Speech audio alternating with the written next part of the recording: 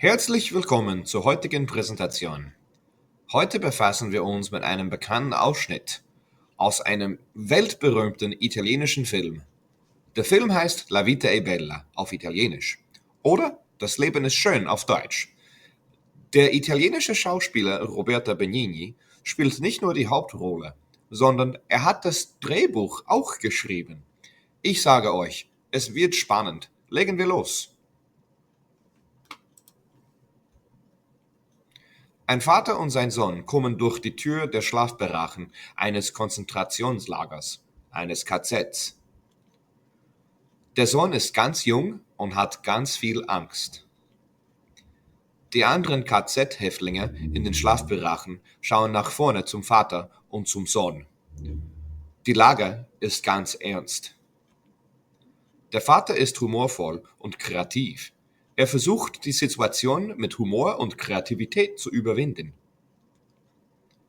Der Vater sagt dem Sohn: „Schau, wir haben eine Reservierung. Da oben, glaube ich. Da ist er." Der Vater hebt den Sohn auf und geht zu den Schlafplätzen rüber. Er schaut sich herum und fragt: „Wo ist doch schon wieder unsere Reservierung? Ich habe einen Platz reserviert." Endlich sagt er: „Hier ist er, doch oben, hier ist unser Schlafplatz."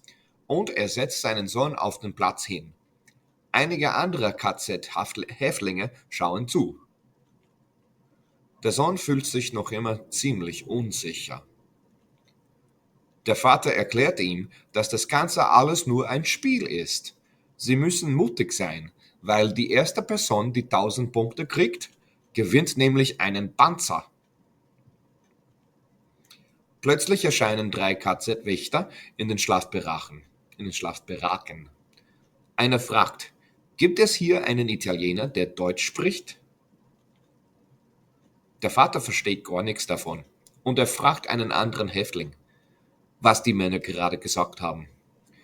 Der andere Häftling erklärt ihm, dass sie fragen, ob hier irgendjemand Deutsch spricht. Der Vater zeigt auf, um zu sagen, dass er Deutsch kann, aber er kann eigentlich gar kein Deutsch.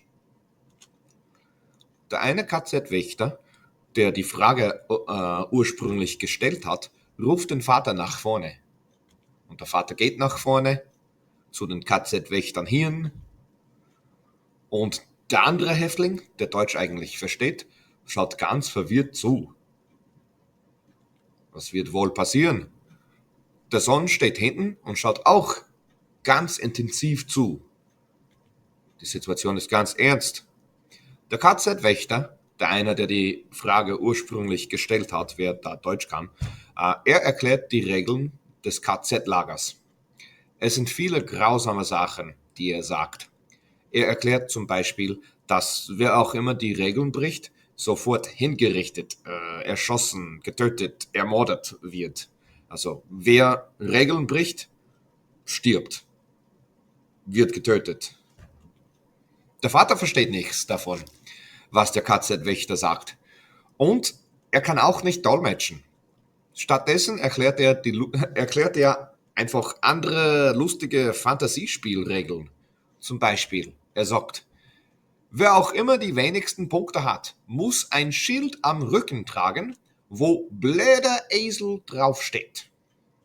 Das ist natürlich erfunden, das stimmt überhaupt nicht. Der Sohn schaut inzwischen schon glücklich aus. Er freut sich eben. Der KZ-Wächter zählt weitere grausame Regeln des Lagers auf. Der Vater zählt anschließend irgendwelche erfundene Fantasieregeln auf. Der Sohn ist komplett überrascht. Er findet manche Regeln schon ganz lustig. Der KZ-Wächter schaut ein bisschen misstrauisch zum Vater rüber, während er angeblich das dolmetscht, was gerade gesagt wurde. Der Sohn schaut ganz gespannt hin. Der Sohn ist inzwischen ganz baff. Dann ist er wieder ganz glücklich und er freut sich halt. Wahrscheinlich über das, was der Vater gesagt hat. Der Vater sagt, dass die KZ-Wächter deswegen jetzt schon gehen müssen, weil sie eben gerade Verstecken spielen. noch eine gefunden, noch eine erfundene Geschichte vom Vater. Am Ende sind die anderen Häftlinge einfach verwirrt. Manche finden es aber schon lustig. So erreichen wir das Ende unserer heutigen Präsentation. Den Film La Vita è Bella oder auf Deutsch Das Leben ist schön kann ich euch allen wärmstens empfehlen. Klicke auf die Thumbnails hier, um diesen Ausschnitt original auf Italienisch bzw. in englischer Fassung zu sehen. Dankeschön fürs Zuhören bzw. Zuschauen.